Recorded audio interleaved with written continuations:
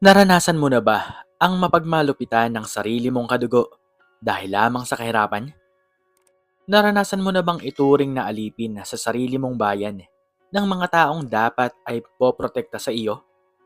Ang kwentong ito ay magpapakita na ang gulong ng buhay ay patuloy sa pag-ikot at ang mga nasa ilalim ngayon ay maaaring maging silang hahawak ng bukas.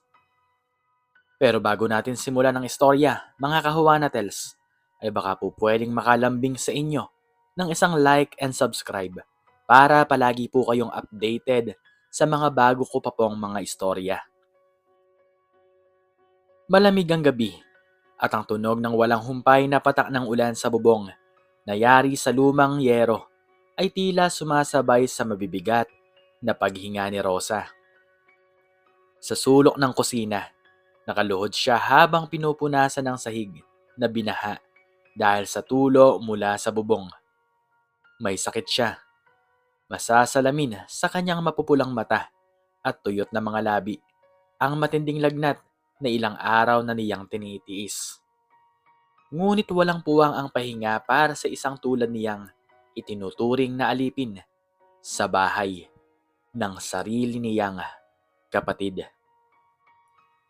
Rosa, ano na? Ang kupad-kupad mo talaga kahit kailan. Ang dumi-dumi pa rin ng sahig. Gusto mo ba kaming madulas dito? Ang boses na yon ay nagmula kay Luisa, ang nakatatandang kapatid ni Rosa. Si Luisa ang nagmamay-ari ng pinakamalaking grocery store at panaderya sa kanilang bayan sa Laguna. Dahil yumaman sa pamamagitan ng pautang at negosyo, mataas ang tingin niya sa kanyang sarili. Para kay Luisa, ang kahirapan ni Rosa ay isang sumpa at kahihiyan sa kanilang pamilya. Ate Luisa, pasensya na po. Nangangatog ang boses na sagot ni Rosa habang pilit na pinipiga ang basahan sa timba. Masama lang po talaga ang pakiramdam ko. Lalagnatin yata ako. Lalagnatin? O nagdadahilan ka na naman para makaiwas sa trabaho? Singhal ni Luisa habang nakapamaywang. Suot nito ang mga gintong alahas na tila nagniningning sa dilim ng kusina. Huwag mo akong madramahan, Rosa. Kung hindi dahil sa akin, sa kangkungan kayo pupulutin ng anak mong si Lito. Pinatira ko kayo rito, sa likod bahay ko. Pinapakain ko kayo. Tapos simpleng paglilinis lang, magrereklamo ka. Sa sandaling iyon, pumasok ang 12 taong gulang na si Lito. Bit-bit niya ang isang maliit na balde ng tubig. Galing siya sa poso sa labas. Basang-basa ng ulan at nanginginig sa lamig. Nang makita ang kanyang ina na pinapagalitan at nakaluhod, mabilis niyang ibinaba ang balde at lumapit kay Rosa. Inay!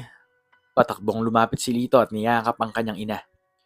Inay, ako na po riyan. Magpahinga na po kayo.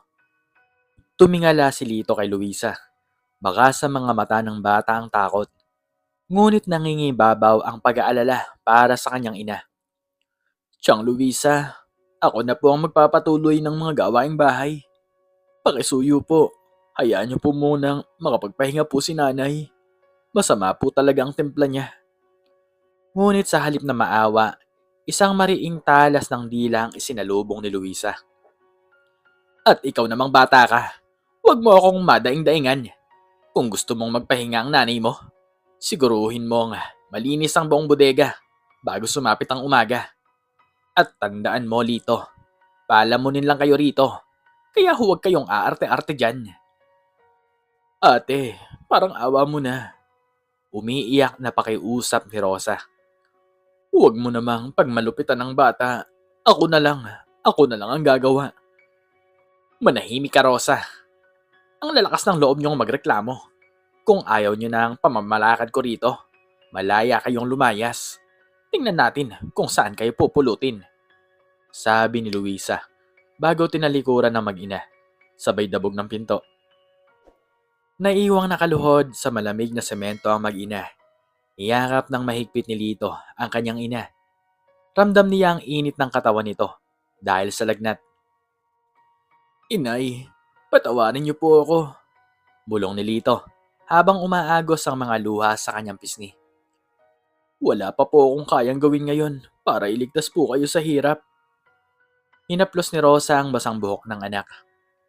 Huwag mong isipin yan, anak. Ang mahalaga ay magkasama tayo. Magtiis lang tayo. Balang araw, makakaalis din tayo rito. Ngunit ang pangarap na yon ay tila napakalayo. Araw-araw, ang mag-ina ay tinuturing na mas mababa pa sa mga katulong. Habang ang anak ni Luisa na si Sandra ay nakasuot ng magagandang damit, nag-aaral sa mamahaling pribadong paaralan at may mga mamahaling laruan.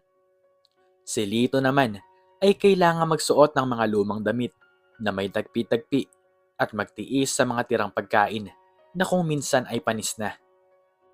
Isang hapon habang nag-aaral si Lito sa gilid ng hagdan gamit ang natirang piraso ng lapis at lumang kwaderno, lumapit si Sandra. Hawak nito ang isang baso ng malamig na tsokolate drink. Hoy, Lito! Tawag ni Sandra na may mapang-aping ngiti. Ano yung ginagawa mo? Nag-aaral ka? At bakit pa? Kahit mag-aral ka, magiging katulong ka lang din naman, katulad ng nanay mo. Nag-aaral ako para makatapos, Sandra. Para maialis ko si nanay sa hirap. Mahinahong sagot ni Lito, bagaman kumukulo ang kanyang damdamin. Biglang ibinuhos si Sandra ang chocolate drink sa kawaderno ni Lito. Natigilan si Lito. Ang mga isinulat niya na mga aralin na pinaghirapan niyang kopyahin mula sa kanyang kaklase ay tuluyang nasira at naging kulay tsokolate. Ay, sorry. Tawang-tawa na sabi ni Sandra. Hindi ko sinasadya. Bagay naman sa kwaderno mo yan. Mukhang basura na kasi. Bakit mo ginawa yun? Napasigaw si Lito sa galit. Tumayo siya. Nanginginig ang mga kamao. Anong nangyayari dito? Biglang sumulpot si Luisa mula sa sala. Mama, si Lito po. Sinisigawan ako. Sasaktan niya po yata ako. Pagsisinungaling ni Sandra habang nagkukunwaring umiiyak. Agad na lumapit si Luisa at walang pasabing sinampal si Lito. Sa lakas ng sampal ay napaupo ang bata sa sahig. Ang lakas ng loob mong sigawan ng anak ko. Galit na boses ni Luisa. Sino ka ba sa tingin mo? Nakikitara lang kayo rito. Ang kapal ng mukha mong magmalaki. Siyang Luisa, sinira niya po ang kwaderno ko. Wala akong pakialam sa kwaderno mo. Mas mahalagang anak ko kaysa sa kahit na anong basurang pag-aari mo. Lumayas ka sa harap ko bago pa kita mapatulan ng tuluyan. Doon ay napagtanto ni Lito na kahit kailan hindi sila makakahanap ng katarungan sa pamamahay na yon. Ang bawat patak ng luha ng kanyang ina, ang bawat sampal, at ang bawat pang-aapi ay bumuo ng malalim sa kanyang puso. Naging gasolina ito upang mag-alab ang kanyang pangarap na magtagumpay. Dumating ang pinakamatinding pagsubok sa mag-ina nang sumapit ang tag-ulan. Pagkaraan ng ilang buwan, lumala ang sakit sa baga ni Rosa dahil sa labis na kapaguran. Hindi na niya kayang bumangon upang maglinis at maglaba para sa pamilya ni Luisa. Isang umaga, pumasok si Luisa sa kanilang munting silid sa likod bahay. Nakita niya si Rosa na nakahiga, hinihingal, at hindi halos makapagsalita. Rosa, bumangon ka dyan. Maraming lalaban ngayon. May okasyon si Sandra bukas. Sigaw ni Luisa. Ate, hindi ko po talaga kaya. Napakasakit ng dibdib ko. Nangihinang pakiusap ni Rosa. Nandidiring tumingin si Luisa sa kanyang kapatid. Sinasabi ko na nga ba, pabigat ka talaga. Ngayong may sakit ka, aasahan mo pa na ako ang magpapagamot sa'yo? Nagkakamali ka. At dahil wala ka ng pakinabang, mabuti pa'y umalis na kayo rito. Tiyang Luisa, huwag po. Pakiusap ni Lito. Nakararating lang galing sa pagtitinda ng dyaryo. Huwag niyo po kaming palayasin. Baka po pumanaw si inay sa labas. Wala akong pakialam. Magtiis kayo sa labas. Bagay sa inyo ang mabasa sa ulan dahil sa mga hampas lupa kayo. Walang kaawang-awang sabi ni Luisa habang sinisimulang itapon ang kanilang mga lumang damit sa labas ng pinto. Sa gitna ng malakas na ulan, pilit na inakay ni Lito ang kanyang ina. Wala silang dalang anuman kundi ang isang lumang bag na naglalaman ng ilang pirasong damit at ang matinding determinasyon na mabuhay. Habang naglalakad sila palayo sa mansyon ni Luisa, lumingon si Lito. Tiningnan niya ang malaking bahay, ang nagniningning na mga ilaw, at ang mukha ng kanyang tiyahin na nakadungaw sa bintana. May mapang-aping ngiti sa mga labi. Tandaan mo ang araw na to, Siyang Luisa. Bulong ni Lito sa kanyang sarili. Balang araw, hindi na kami lulod sa'yo. Babalik ako, hindi para makaawa, kundi para ipakita sa'yo kung sino ang tinatawag mong hampas lupa. Sumakay sila ng tren patungong Maynila. Bit-bit ang huling perang naipon ni Lito mula sa pagtitinda ng dyaryo. Doon ay maingay, magulo, at maputik na bahagi ng tondo. Nagsimula ang kanilang bagong laban. Upang mabuhay, ginawa ni Lito ang lahat ng marangal na trabaho. Sa umaga bago pumasok sa pampublikong paaralan, nagbubuhat siya ng mga kahon ng gulay sa Divisoria. Sa gabi pagkatapos ng klase, nagtatrabaho siya bilang tagahugas ng plato sa isang maliit na karinderya. Ang kanyang ina naman, kahit may sakit, ay pilit na nagtatahi ng mga basahan upang may karagdagang kita. Isang gabi habang nag-aaral si Lito sa ilalim ng malamlam na liwanag ng ilaw sa kalsada dahil wala silang kuryente sa kanilang maliit na barong-barong, lumapit si Rosa. Anak, tawag ng ina habang dahan-dahang umuubo. Patawarin mo si inay kung ganito ang buhay na naitaguyod ko para sa'yo. Napakahirap para sa akin na makita kang nagpapakahirap ng ganyan. Inay, huwag niyo pong sabihin yan. Nakangiting tugon ni Lito habang hinahawakan ang magaspang na kamay ng ina. Ipinagmamalaki ko po kayo. Mas pipiliin ko pong magtiis ng gutom dito sa Maynila. Kasama po kayo. Kaysa mamuhay sa luho sa piling ng mga taong walang puso tulad ni Siyang Luisa. Kaunting tiis na lang po, inay. Malaki po ang pangarap ko para sa atin. Magiging abogado po ako o kaya ay isang matagumpay na negosyante. At kapag nangyari po yun, bibigyan ko kayo ng pinakamagandang buhay. Naniniwala ako sa iyo, Lito. Pero tandaan mo, ang bilin ko, huwag kang magtatanim ng galit sa iyong puso. Ang galit ay parang lason na unti-unting sumisira sa taong may hawak nito. Ipagpasa Diyos mo na lang ang lahat. Malumanay na pangaral ni Rosa. Opo, inay. Ngunit ang katarungan ay kailangan pa rin mangibabaw. Sagot ni Lito na may lihim na plano sa kanyang isipan. Lumipas ang mga taon, ang batang laging nakayuko at binabato ng mas sakit na salita ay unti-unting nagbago. Dahil sa kanyang katalinuhan at walang kapantay na sipag, nakakuha si Lito ng buong scholarship sa isa sa pinakasikat na universidad sa Maynila. Kumuha siya ng kursong Business Administration at kalaunan ay nagpatuloy sa College of Law. Walang tulog, walang pahinga, ngunit walang reklamo.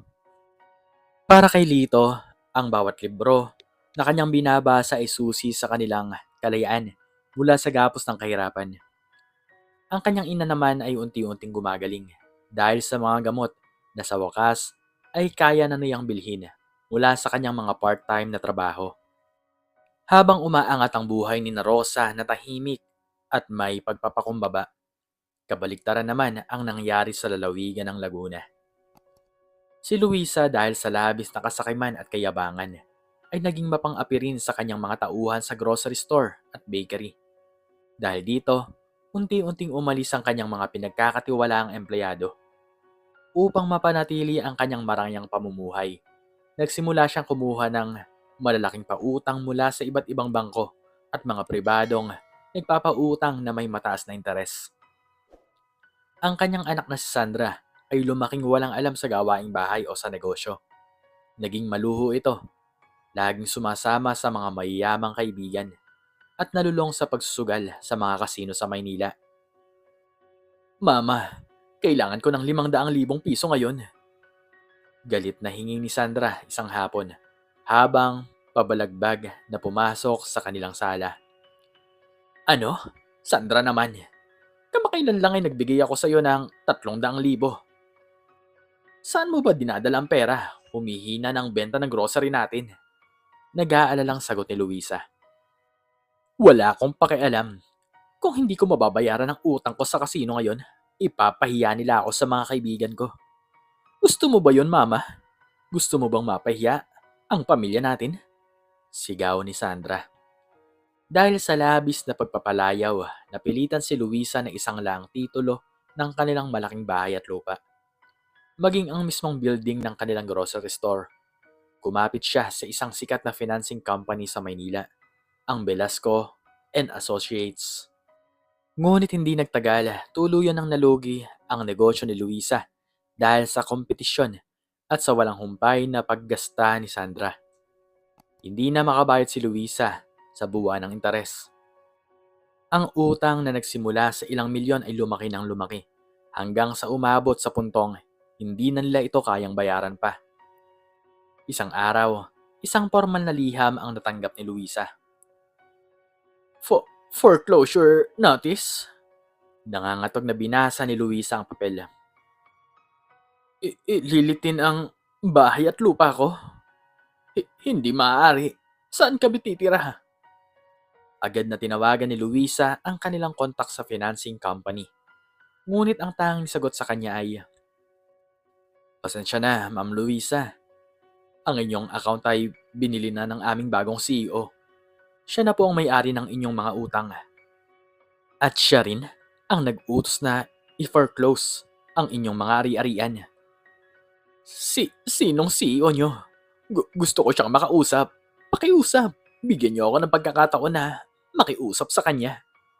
Pagmamakaawa ni Luisa na sa unang pagkakataon sa kanyang buhay ay nakaramdam ng matinding takot at kawalan ng pag-asa. Maaari kayong pumunta sa aming head office sa Bonifacio Global City bukas ng hapon, ma'am.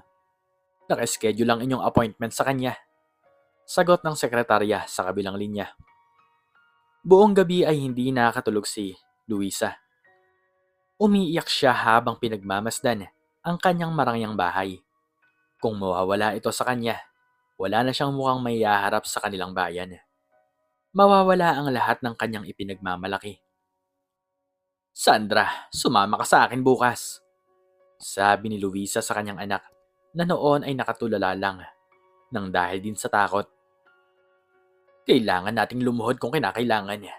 Makiusap lang na huwag tayong palayasin. Napakalaki at napakarangya ng gusali ng Velasco and Associates sa Bonifacio Global City. Nakasuot si Luisa ng kanyang pinakamagandang damit, bagaman halatang luma na ito at kupas. Habang si Sandra naman ay tahimik na sumusunod sa kanyang likod. Ramdam nila ang lamig ng aircon, ngunit mas malamig ang pawis na dumadaloy sa kanilang noo. Pagpasok nila sa opisina ng CEO, sa pinakatuktok ng palapag, bumungad sa kanilang isang napakalawak na silid na may dingding na yari sa salamin. Mula rito ay makikita ang buong syudad ng Maynila. Sa likod ng isang malaking mesa na gawa sa mamahaling kahoy at nakatalikod ang isang lalaki na nakasuot ng napakagandang damit. Magandang hapon po, sir. Nanginginig na panimula ni Luisa. Ako po si Luisa, yung may-ari po ng ari-arian sa Laguna na may utang sa inyo. Dahan-dahang umarap ang upuan ng lalaki. Nang makita ni Luisa at Sandra ang mukha ng lalaki, tila huminto ang mundo para sa kanila. Ang kanilang mga mata ay naglalakihan sa gulat. At ang kanilang mga bibig ay napanganga. Lito? Halos pabulong na sabi ni Luisa. Hindi makapaniwala sa kanyang nakikita. Ang lalaking Nasa kanilang harap ay walang iba, kundi si Lito. Ang hampas lupang bata na pinalayas nila sa gitna ng bagyo. 10 taon na ang nakalilipas. Ngunit ngayon, wala na ang batang marumi at may tagpi-tagping damit. Ang nakatayo sa kanilang harap ngayon ay isang matikas, makapangyarihan, at iginagalang na abogado at negosyante. Ang kanyang mukha ay seryoso, walang emosyon, ngunit may kakaibang otoridad na nagpapakaba sa sino mang tumitingin sa kanya. Magandang hapon, Chang Luisa. Kamusta po ang biyahe nyo mula sa Laguna? Mahinahon ngunit mariing bati ni Lito. Hindi maaari, bulong ni Sandra na napahawak sa braso ng kanyang ina. Ikaw, paano mo nagawa to? Isang katulong lang ang nanay mo. Paano ka naging CEO ng kumpanyang ito? Tumingin si Lito kay Sandra na may malamig na mga mata. Ang katulong na tinutukoy mo, Sandra, ay ang aking ina na marangal na nagtrabaho upang mapag-aral ako. At ako, nagsumikap ako. Hindi ko hinayaan ang bawat segundo ng buhay ko habang kayo'y nagpapakasasa sa mga nakaw na yaman.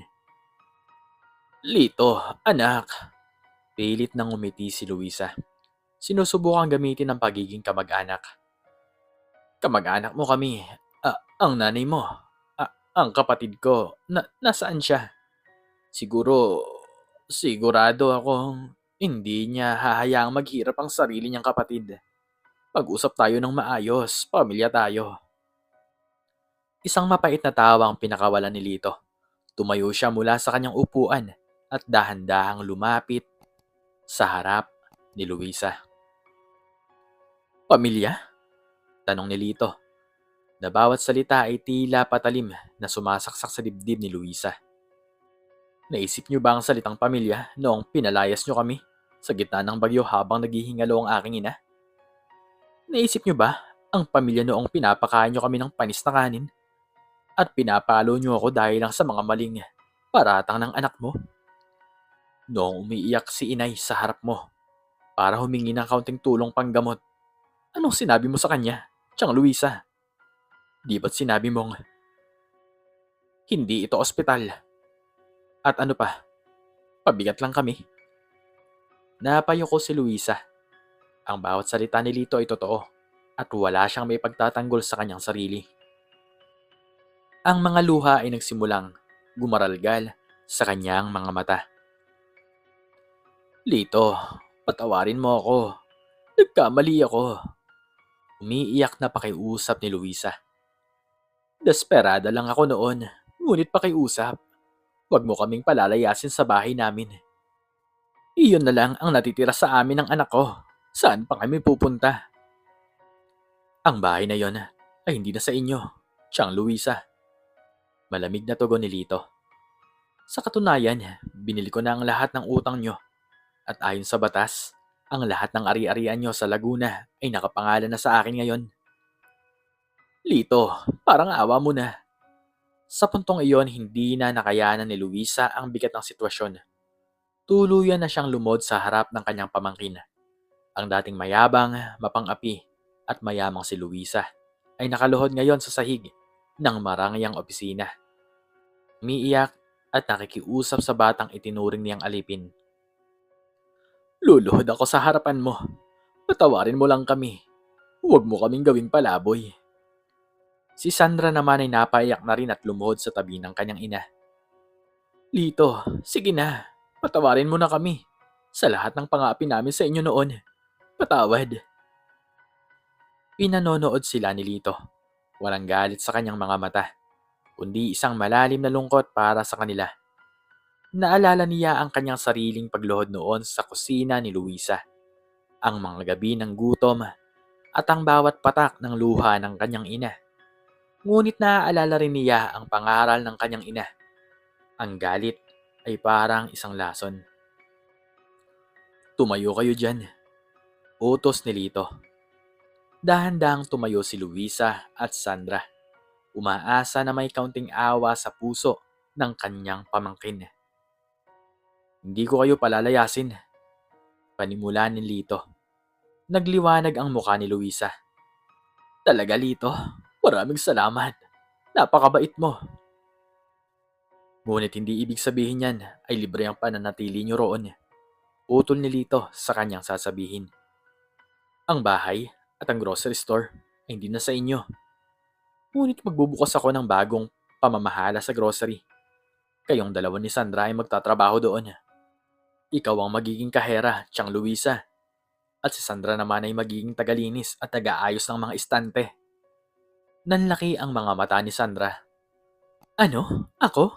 Magiging tagalinis ng grocery? Kung ayaw nyo, malaya kayong umalis ngayon din at humanap ng ibang matitirhan. Seryosong banta ni Lito. Pero kung gusto nyong magkaroon ng matitirhan at pagkain sa araw-araw, magtatrabaho kayo ng marangal. Babayaran ko kayo ng sapat na sweldo. Ngunit ibabawas doon ang upa nyo sa maliit na silid sa likod bahay. Ang mismong silid kung saan nyo kami pinatira noon. Hindi makapaniwala si Luisa sa narinig. Ang gulong ng buhay ay tuluyan ng umikot. Sila ngayon ang titira sa madilim at maliit na silid sa likod. At sila ngayon ang magsisilbi sa negosyong dating pag-aari nila. Ngunit wala na silang magagawa. Wala silang ibang matatakbuhan. At isa pa, dagdag ni Lito, habang naglalakad patungo sa pintuan ng opisina. May isa pang gustong makipag-usap sa inyo. Binuksan ni Lito ang pinto ng katabing silid. Isang eleganteng babae ang lumabas. Nakasuot ito ng simple, ngunit napakagandang kulay asul na bestida. Kahit may edad na at may bakas ng nakaraang hirap, masasalamin sa kanyang muka ang kapayapaan at karangalan. Si Rosa. Napatakip ng bibig si Luisa. Rosa. Lumapit si Rosa sa kanyang nakatatandang kapatid. Walang galit sa kanyang mga mata, kundi luha ng pagmamahal at habag. Lumapit siya at dahan-dahang niyakap si Luisa. Ate Luisa, bulong ni Rosa habang umiiyak. Matagal na kitang pinatawad. Ang Diyos nang gumawa ng paraan upang magkatagpo muli tayo. Sa yakap na yon ng kanyang kapatid, tuluyang gumuho ang natitirang pride sa puso ni Luisa. Niyakap niya ng mahigpit si Rosa at humagulgol ng iyak. Rosa, patawarin mo ako. Napakasama kong kapatid sa'yo. Patawarin mo ako. Paulit-ulit na paghingi ng tawad ni Luisa. Tapos na yon, ate. Ang mahalaga ay magkasama tayo ngayon. At may pagkakataon kayo ni Sandra na magsimula muli ng may pagpapakumbaba. Sagot ni Rosa habang pinupunasan ng mga luhas ng kanyang kapatid. Napanood ni Lito ang eksenang iyon mula sa gilid. Isang ngiti ang gumuhit sa kanyang labi. Alam niyang nakuha na niya ang tunay na katarungan. Hindi sa pamamagitan ng paghihiganti, kundi sa pamamagitan ng pagpapakita ng kabutihan na nagpabago sa puso ng mga taong nagmalupit sa kanila. Lumipas ang mga buwan at sa bayan sa Laguna, nakita ng mga mamamayan ang malaking pagbabago sa dating mayabang na si Luisa at sa kanyang spoiled na anak na si Sandra. Araw-araw silang nagtatrabaho sa grocery store na pagmamay-ari na ngayon ni Lito at Rosa. Bagaman mahirap ang kanilang gawain, natutunan nila ang halaga ng bawat sentimo at ang importansya ng pagpapakumbaba at paggalang sa kapwa. Si Lito naman ay naging isa sa pinakasikat at pinakamagaling na abogado sa bansa, nakilala sa pagtatanggol sa mga may hirap at naaapi ng walang bayad. At ang kanyang ina, si Rosa, ay patuloy na namuhay ng may simpleng puso. Palaging nagpapaalala sa lahat ng tunay na kayamanan na hindi nasusukat sa dami ng pera, kundi sa lawak ng pagmamahal at kakayahang magpatawad. Ang buhay ay parang isang malaking gulong. Maaaring ngayon ay nasa ilalim ka. Pinapakain ng alikabok, inaapi at tinatapakan ng mga makapangyarihan. Ngunit huwag kang mawawalan ng pag-asa. Sa tulong ng sipag, determinasyon, malinis na konsensya, at pananalig sa may kapal. Ang bawat patak ng iyong luha ngayon ay magiging binhi ng isang matagumpay na bukas. At sa huli, Ang pinakamainam na paraan upang magtagumpay laban sa mga umaapi sa iyo ay ang patunayan na mas malaki ang iyong puso kaysa sa kanilang kayabangan. Ikaw, anong natutunan mo sa istoryang ito? Pakiki-comment naman sa baba kung ano ang iyong natutunan. At hanggang dito na lamang po nagtatapos ang istorya ko. At sana po ay nagustuhan niyo ito. Please like, share, and subscribe. And click the notification bell para palagi po kayong updated sa mga bago kong istorya. Muli ay maraming salamat po. At God bless us all.